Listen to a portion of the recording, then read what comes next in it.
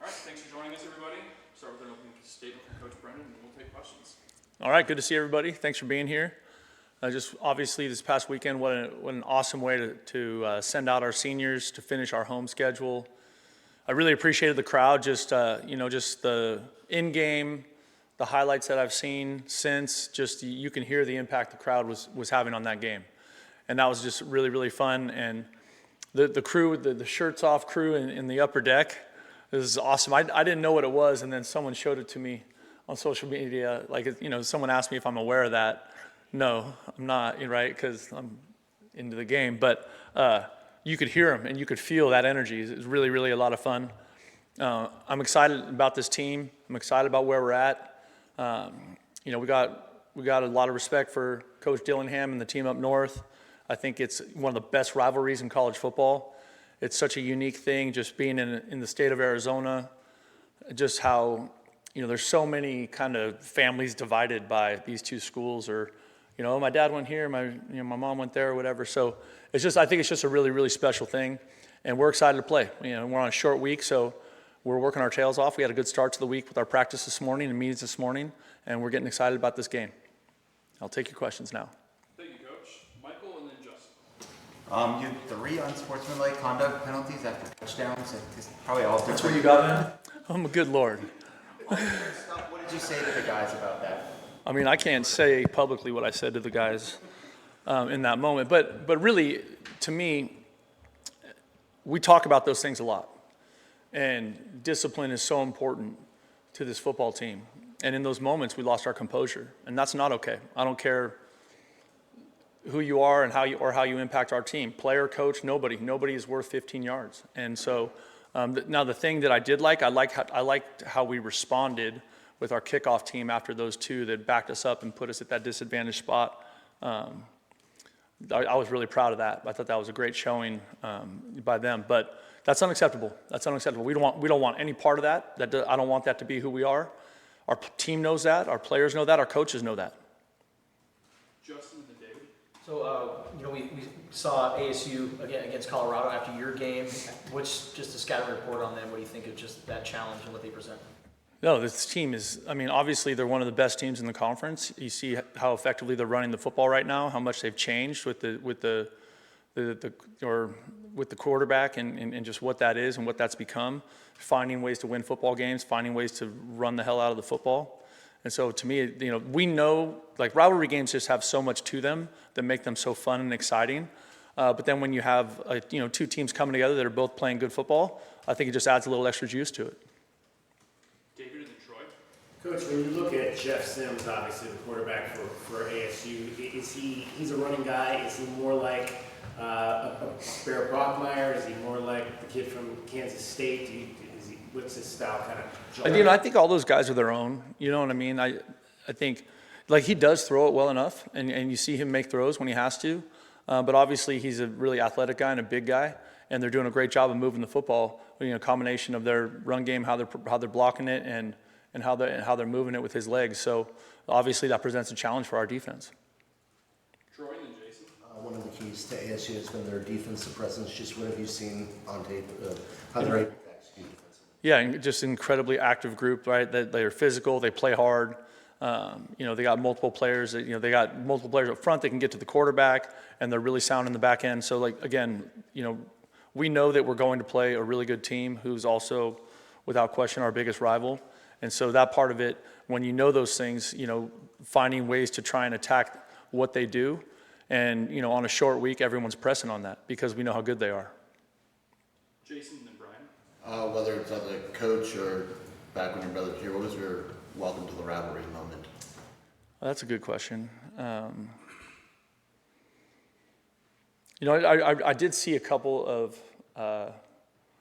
my brother's games in person when he was playing here. So that was probably my intro to it. Really, really fun. A bunch of those guys. Salavea was playing, Dave Phipp was playing. Those are really fun memories of that. And just how intense.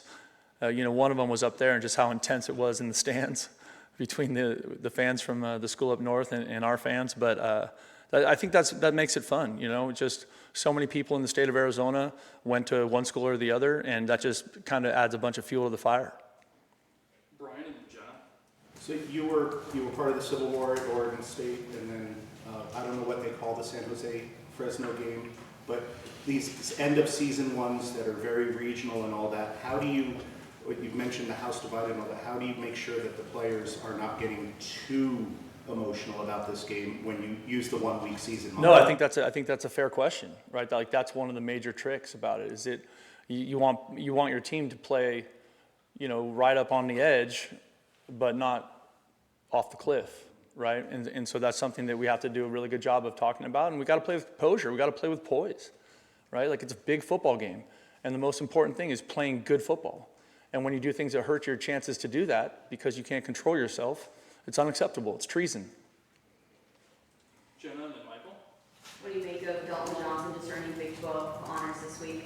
Isn't that awesome? Yeah, we talked about that a lot on Saturday night. Just how special for that young man, right? Just, like I said on Saturday, one of the players that, that chose to come back and had lots of people trying to lure him away from Arizona. But, he loves his teammates. He loves the U of A, and he loves Tucson. And to see him play as well as he did in his last home game, just how special is that, right? Just incredible. Michael and then Justin.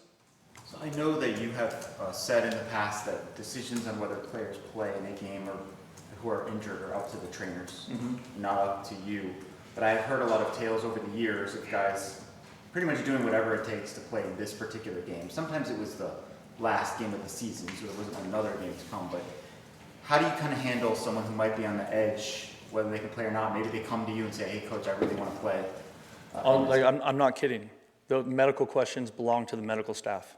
They do not belong to anybody on our coaching staff, ever. Ever. Doctors and trainers make those decisions. So you never have any player be like, hey, the trainer said I can't play, but I think I can. That doesn't come up. No. Justin and then David. And with that, I mean, the injuries that you guys had on the offensive line, how do you think that group has been able to handle that, and what did you make of the guys that were able to step in? No, it was great. It was great to see Issei play a little bit, and Isaac Perez. I thought they went in there and did a good job. I think that's one of those things where when you're putting a team together, you're always, especially in the offensive and defensive front, you're always trying to build depth in that spot just because those guys take such a pounding.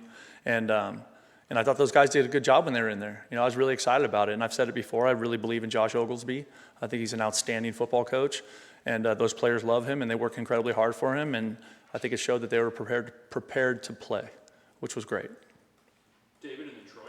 Coach, I think you guys ran like a toss counter a couple times in that game. How did you evaluate that, and what's the difference between running it with the toss and just running a simple counter with a handoff? Well, I think that's a play that is part of our offense. You know what I mean? So anytime we can try and dress something up or make it look a little bit different, we like to do that. Troy and then Jason. Obviously, you were here when Dick Tomey was around. Just your memories of him entering this weekend, just the atmosphere it was with him as the head coach and the environment getting ready for Arizona State. Yeah, absolutely. Coach Tomey was, one of the best in this rivalry, in terms of his success rate.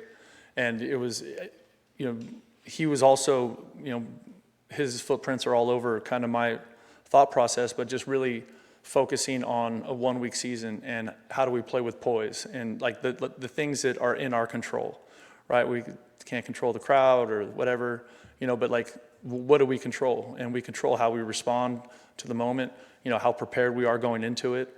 And I think that's where I'm leaning also this week. Jason and Michael. I know this game is always a big game, but is there a different feel to it knowing that both teams are good? Like it's not, I think it makes it more exciting. It certainly makes it more exciting for the fans, knowing that both teams are coming into it playing good football, and I think that's what it should be. You know what I mean? That's what it should be. You want these games to have a big impact. You want these games to be meaningful in the Big 12 conference. And I think that's one of those things that we're excited about this year because it is. Michael and then Justin. I think you weren't sure if the defense had actually done the thing where they were holding hands before the snap, and then they actually did do it on one play. And I think it led to a pick six. What did you think of that? And I don't know, does it represent anything just about their unity or? Yeah, I just think this team is really close, and I think it's really special. And it's not always that way. You know what I mean? And that started in practice, and I think it was because Coach Brengel, I think 2 of the linebackers did it on one play, and so Coach Brengel made a huge point about it in a meeting, right?